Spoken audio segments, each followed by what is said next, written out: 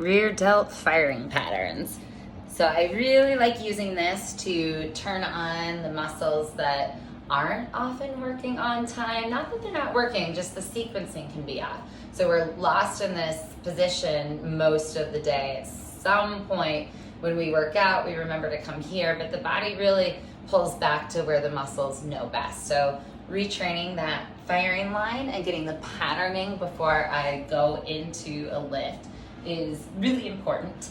So I want to come into a supine position for the supine rear delt twist, and I can't quite find the perfect angle, but I'm going to try to show you as much of the body as possible in this.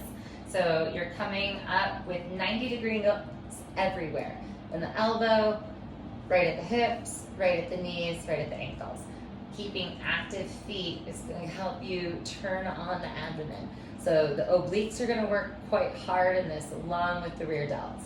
What I want to do is start twisting in the opposite direction of this left shoulder, and the left shoulder would then be the musculature I'm working. So before I move the legs, I want to turn on the sequencing in the right order. So I'm pulling that left scapula down the rib cage, and then also pressuring right straight down into the ground with the left back of the shoulder.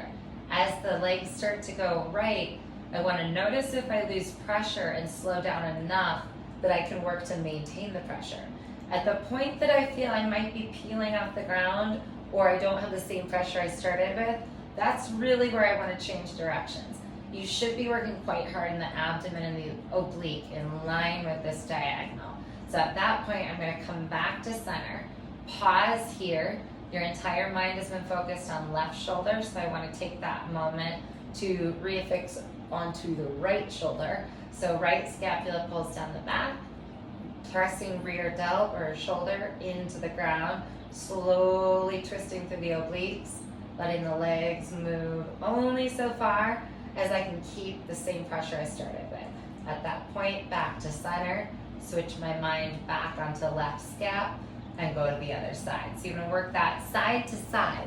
If you start to go too far, you'll notice you're losing that back of the shoulder. So just be careful to notice what's going on, and I think keeping an even cadence really helps you stay attuned to when you're coming loose from the ground.